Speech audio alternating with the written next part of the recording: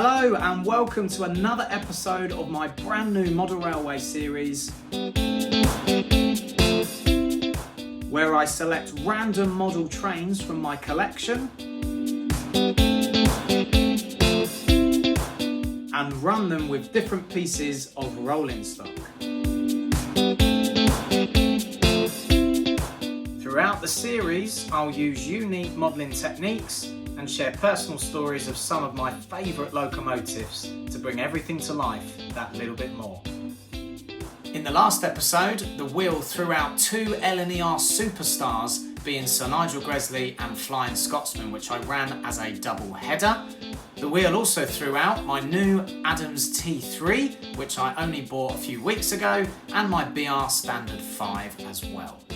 Honestly, what an experience that was in the last episode. The fact that Sir Nigel Gresley and Flying Scotsman both popped out, I don't know how this episode is going to be topped. Although there's still some huge locomotives in there. We've still got Black Prince, sound fitted. Tornado, I believe, is still in there. We've also got Union of South Africa, my Dapol Black Label, steam and sound. That's going to be insane when that pops out. And yeah, I think all of my Southern Region locos are all still in there. Salamiel, Clanline, Lord Nelson sound fitted. So yeah, there's still loads more to come, but we'll see what the wheel has for us today. One thing I will do before we move on is add in the Hawthorn Leslie that I newly acquired from the Ruddington Model Railway exhibition. That was a great time. I really enjoyed it there. Picked up loads of bargains, including this. So if you haven't seen that video, please do check it out. I'll leave a link in the description. But yes, we're going to add that one in. And that means after today, we'll only have, I believe, 15 locomotives left for the wheel to throw out. So what I'm thinking is 2 more episodes like this, where the wheel spins, we get 4 locos on the layout and give them a run. And then the final episode of the series, that will be the Steam Gala, and we'll have 7 locomotives left. And it'll be really interesting to see which ones I've got left and what I can come up with in terms of a gala for those. But yeah, something to look forward to for sure. For now, let's get in and see what the wheel has on offer today. Hopefully it will be as good as last week. All right, let's see what the first locomotive is for today. Are we going to start with a bang? Oh, yes, it is. Wow, it's the Dapol Black Label Union of South Africa. That's incredible. Guys, we're going to see some actual steam in this video today. It's my Dapol Black Label Union of South Africa, my favourite A4 of all time. And that is why I invested a lot of money in this model. What a start. That is insane. I'm already excited and we've only had the first loco. Unbelievable. Let's see what the next one is. Guys, I'm excited, but I'm a little bit gutted. I was hoping that one would come in the gala, but it's here now. Let's see what the second loco is. Okay, it's going to be my WD 280 Austerity locomotive. This one is actually in my home fleet. A really good, reliable runner. And yeah, definitely I'm thinking of a long freight train for this one because it is a very good puller. So yeah, that's going to be a nice one to add to the fleet. Let's see what the next 2 are. Let's see. Oh, it's the Deltic. Wow, okay. Blimey. So we've got a bit of variation in there. We've got a sound-fitted diesel, the pinnacle of diesels being the DP1 Deltic prototype. But yeah, all right. Wow, what a selection already. Let's move on to the last one. Let's see, we've got a real nice balance. We've got 2 steam locos, or 1 actual steam loco, a diesel, and now we've got 2 freight locos. So we've got the WD and now we've got the Robinson 04, both in BR Black livery. That's going to be nice to see. So we've got a real nice balance today. 3 steams, 1 diesel, a mixture of passenger and freight. It's going to be a good episode, guys. I can't wait. So let's get into the rolling stock that I'm going to select. And I'm really excited to see what I'm going to put with these. And here are the locomotives positioned at Queensbury Yard. And I'm really looking forward to seeing Union of South Africa in steam alongside my sound-fitted Deltic. But before that, we're going to have a look at the two goods locomotives. And the way I'm going to do this is they're both going to run wagon sets, but the Robinson 04 is going to be hauling a grey goods, and that is just going to be an open wagon set there. And then the WD Austerity is going to run something similar, but I've obviously newly acquired some new brown liveried BR wagons, and they make up a really nice long train for that to haul. And we're going to run both of them alongside of each other to give a nice contrast. Now for the Deltic, I'm going to be running the BR Mark 1 maroon set. I've got 5 of those. And what's going to happen is Union of South Africa is going to start the service, and then at Goathland Mount is going to swap with the Deltic, which will be quite fun. I've also added the East Anglian headboard because once upon a time in the 1980s, Union of South Africa wore this headboard during a rail tour. So we're going to try and mimic that with the same kind of coaching set as well. So here we go. Really looking forward to this.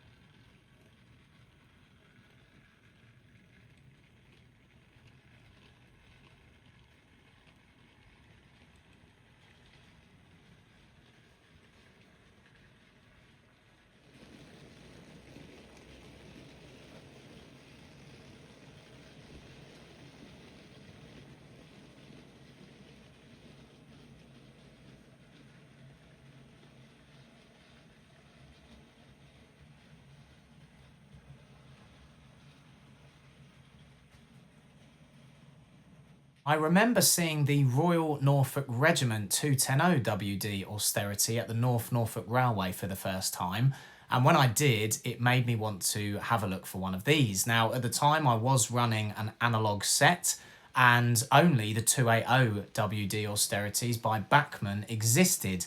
I have actually pre-ordered one of the new 210s, which I'm really excited about, but I'm not going to tell you which one I have. Anyway, this model, brilliant. I hardwired it myself. It was a first attempt, and luckily it has meant that I've been able to keep this loco and run it on my DCC layout because I was going to sell it. So yeah, brilliant runner, really nice to have.